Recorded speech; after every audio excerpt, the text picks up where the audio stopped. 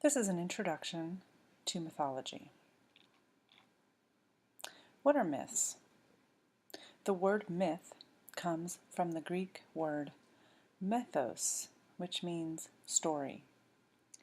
2,000 years ago, Plato created the word mythology to mean stories with made-up characters.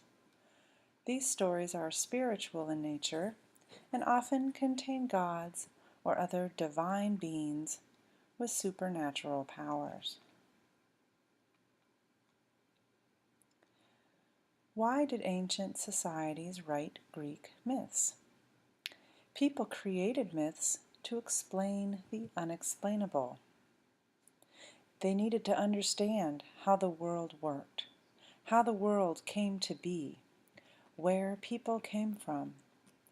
They did not have science, so they created myths. Cultures created myths to explain how the earth was created, how man was formed, why it rained or the river flooded, why the sun set each day, why it was cold in the winter and warm in the summer. So what is the difference between a myth and religion? Religion is an organized system of beliefs or ceremonies, practices, and worship that focus around a single god or a number of gods. One is not necessarily true or more right. Religion is your set of beliefs. Myths, on the other hand, are sacred stories. If the myths come from your religion, they are true to you. Religion and myths share many characteristics. For example, rituals, a belief in a god or gods, and sacred stories or books.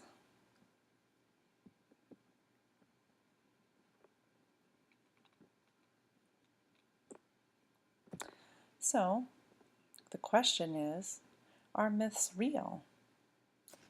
I suppose it depends on your beliefs.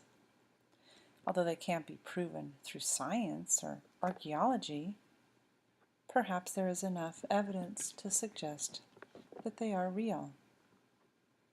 For example, the famed city of Troy from Homer's Iliad was thought to be fictional.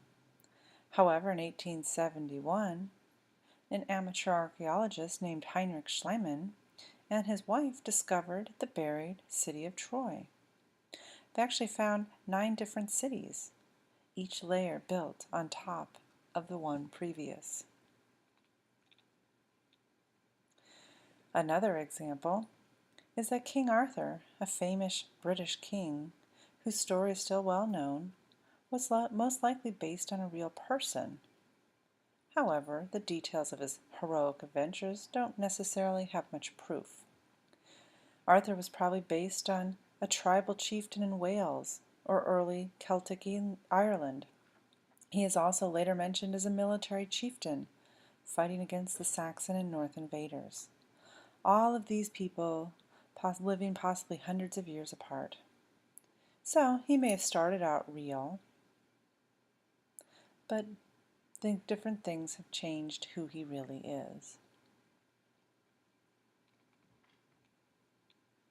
So what's the difference between myths, legends, fables, folk tales, and fairy tales? Look at the following and fill in the chart.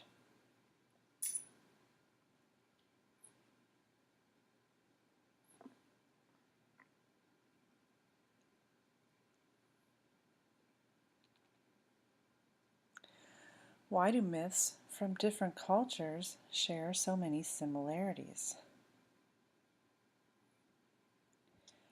Myths, many stories from different cultures feature common characteristics or patterns, like a battle between good or evil, or children fighting their parents for control of the throne. These patterns, found in literature across cultures and generations, are called archetypes. Archetype was a word created by Swiss psychoanalyst Carl Jung.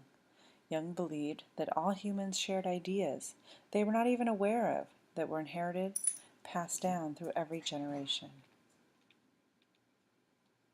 So here are some different myths from different cultures. In Egypt there was Osiris and Isis.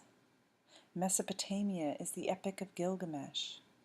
In Greece we have Heracles, the Iliad, the Odyssey, and Metamorphosis. In Northern Europe we have Thor. In the British Isles is Beowulf and King Arthur. Celtic Europe is the Ulster Cycle. The Far East is the Ramayana, and in Africa is the Sunjata. So our first unit will be on epic literature. So what is epic literature? It is a genre that describes myths, religious tales, and heroic legends. It was often in the form of oral poetry and passed down through generations through storytellers. The main purpose of epic literature was to praise the heroic deeds of warriors, educate society on the ideals held high by culture, and offer some entertainment. They were often told or sung by professional singers, or perhaps the warriors themselves. The ancient Greeks first made use of the epic, with poems by Homer and Hesiod, but other cultures from ancient civilizations have epics of their own. These are the characteristics of epic literature. A hero is born of a mortal parent and an immortal parent. Therefore, a hero has some supernatural abilities or gifts. The stories contain supernatural elements, like appearances and interventions from the gods, magical beasts or monsters, and sometimes miracles that enable the hero to succeed. A hero in an epic usually goes on a quest or journey in order to save someone or vindicate himself or fight a battle. The stories don't always end well, and it is often the fatal flaw of a hero that causes his downfall.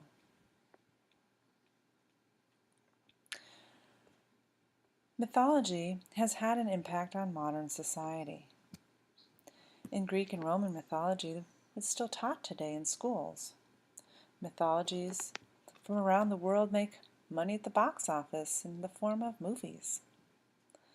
Advancements from ancient civilizations are still around and used every day.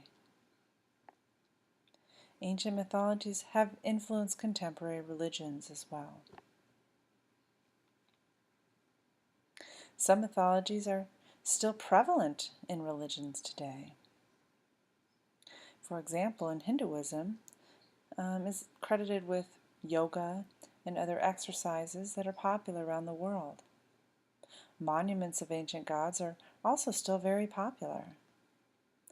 And the Olympics is a collection of games dedicated to the gods. It used to be held every 2 years, and now it's every 4.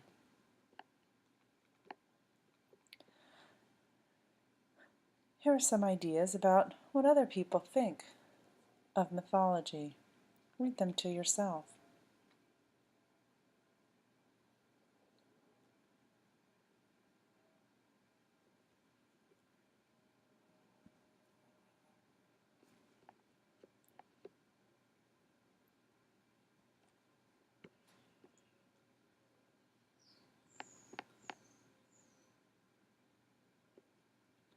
And here's some more.